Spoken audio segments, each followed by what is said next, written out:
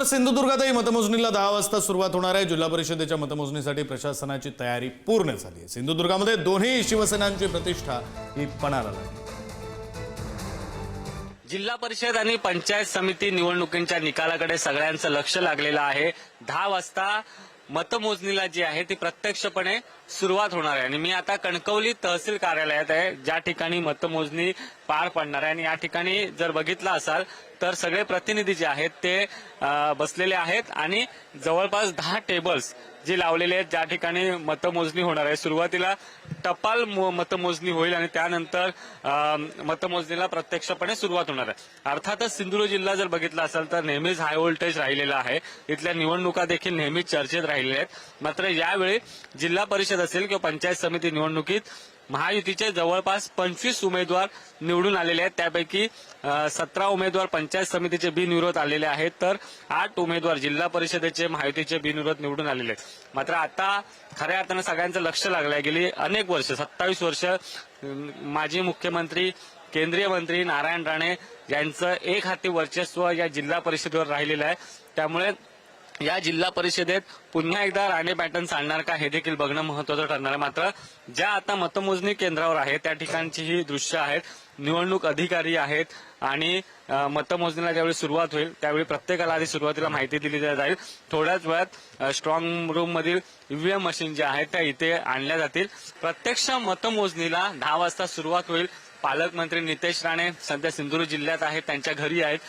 जसे कल हाती येतील, जसे निकाल हाती येतील त्यावेळी ते माध्यमांशी बोलणार आहेत। मात्र मी आता ज्या मतमोजणी केंद्रावर आहे ते मतमोजणी केंद्र देखील नितेश राणे यांच्या मतदारसंघात येत आहे आणि त्याचमुळे ही अशी जय्यत तयारी देखील बघायला मिळते।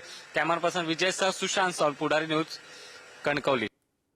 आणि आज सिंधुदुर्गातल्या सगळ्या लढतींसंदर्भात आपल्याला बोलायचं आहे। त्या संदर्भात बोलण्यासाठी आपल्यासोबत दैनिक पुढारीचे सिंधुदुर्गचे मुख्य प्रतिनिधी गणेश जेठे सर आपल्यासोबत जोडले गेलेले आहेत। आपण त्यांच्याशी बोलूया। गणेश जेठे सर, आधी तर स्वागत तुमचं पुढारी न्यूजमध्ये। आणि कशा प्रकारे ही निवडणूक रंगली, महत्त्वाचे मुद्दे जर हायलाईट करायचे झाले तर कोणते मुद्दे राहिलेले आहेत आणि आता आज निकाल येतोय, काय अपेक्षित आहे? निकाल कुठल्या बाजूला कल दिसतोय? या निवडणुकीचे जे वैशिष्ट्य आहे ते असं आहे की पहिल्यांदा 150 जागांपैकी जवळपास 25 जागा बिनविरोध झालेल्या आहेत। त्यामध्ये जिल्हा परिषदेच्या 8 जागा आणि पंचायत समितीच्या 17 जागा। अर्थात या सगळ्या बिनविरोध जागा भाजपच्या आहेत, एखादी दुसरी जागा शिवसेनेची आहे। ही संपूर्ण निवडणूक बघितली तर खासदार राणे यांच्या नेतृत्वाखाली लढली गेली। त्यांनी कोणताही वाद शिवसेना भाजपमध्ये जसा नगरपालिका निवडणुकीत झाला होता तसा होऊ नये यासाठी त्यांनी प्रयत्न केला आणि अतिशय सगळ्यांना विश्वासात घेऊन पहिल्यांदा युती जाहीर केली, जागा वाटप जाहीर केलं। अर्थात त्यामुळे बंडखोरी मोठ्या प्रमाणावर झाली, बरीचशे बंडखोरांना मागे घेतलं गेलं, परंतु काही बंडखोर जे 4-5 जागांवर आहेत त्या बंडखोरांच्या निकालाकडे लक्ष आहे, कारण त्यातून वेगवेगळा संदेश जाण्याची शक्यता आहे। मात्र आताच्या घडीला जर संपूर्ण बघितलं तर शिवसेना, ठाकरे शिवसेना जी आहे ती बॅकफुटवर गेलेली आहे।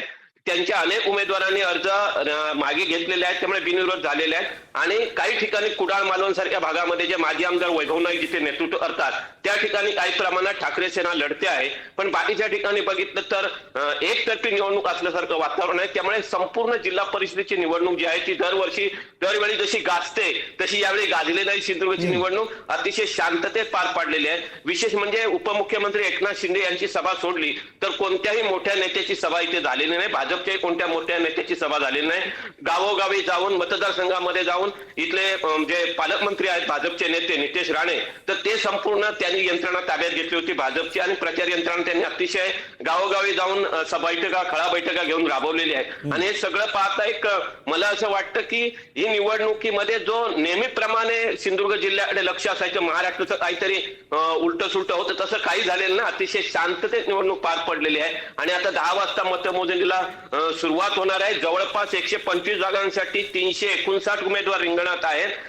काही जण अपक्ष देखील आहेत, काही बंडखोर आहेत आणि दोन्ही पक्षाचे उमेदवार झालेले आहेत। 19 जागा शिंदे शिवसेनेला मिळाल्या होत्या, 31 जागा भाजपला दिलेल्या होत्या आणि भाजपने बिनविरोध जागांमध्ये बाजी मारलेलीच आहे। आणि मला असं वाटतं की आणखी तासाभरामध्ये हळूहळू निकाल यायला सुरुवात होईल।